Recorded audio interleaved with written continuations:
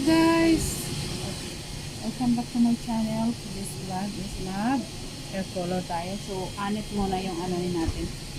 Anit muna. So bawal po makita yung aking anit. So hindi ko muna tayo sa hindi anit tayo.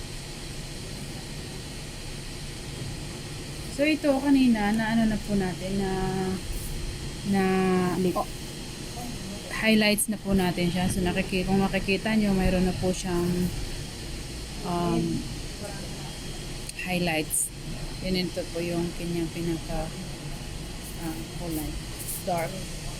So ngayon, kukulayan natin siya para matanggal yung kanyang dilaw. Anti-yellow tayo. Anti-yellow lang tayo, no? Wala po tayong ash or ano. Brown lang tayo. So ito, tapos na yung anit.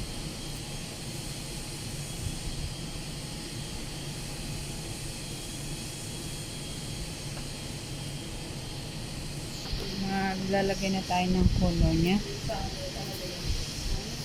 Anti-yellow lang tayo ngayon para matanggal yung kanyang pagka-yellow.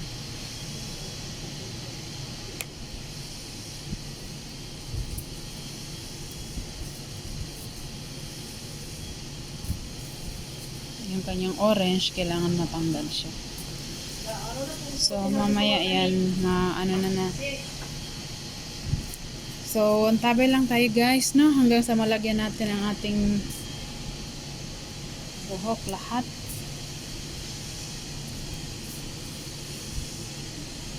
So, baka magtaka kayo bakit siya basa nang in-applyan natin.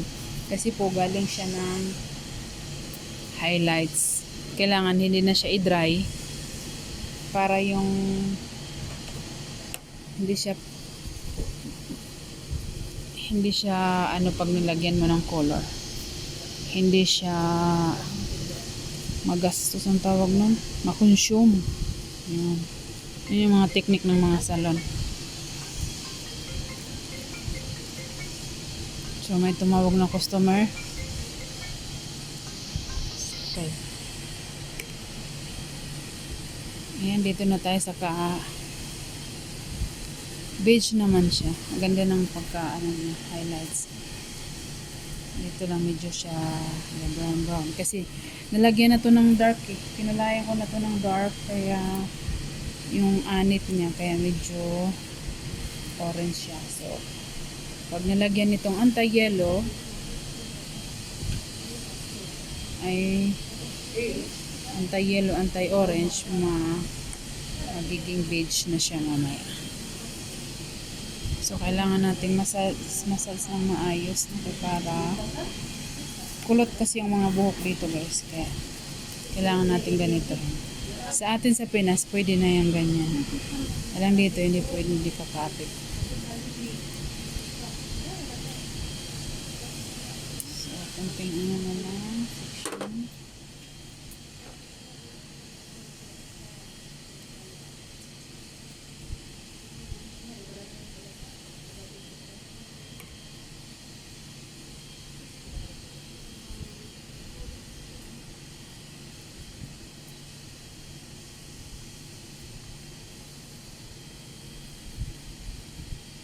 Ating VIP na customer yan, kaya pumayag naman siya magpalagay.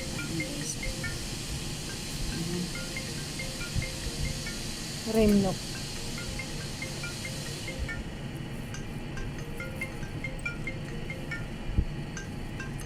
Okay. Ayun guys, dito na tayo sa ating gilid. Parang medyo nag-react na siya.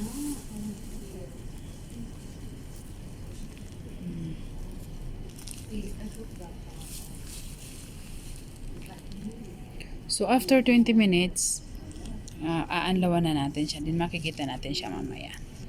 Thanks for waiting, for watching. Antabayan lang natin.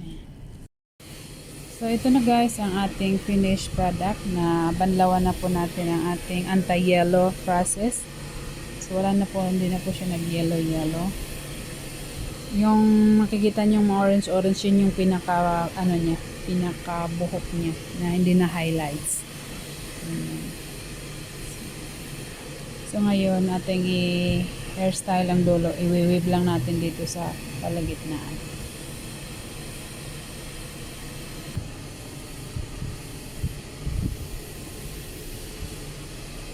So ayan, atong i-weave lang yung dulo niya.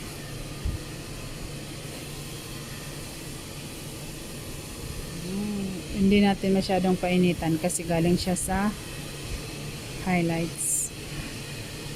Kunting init lang.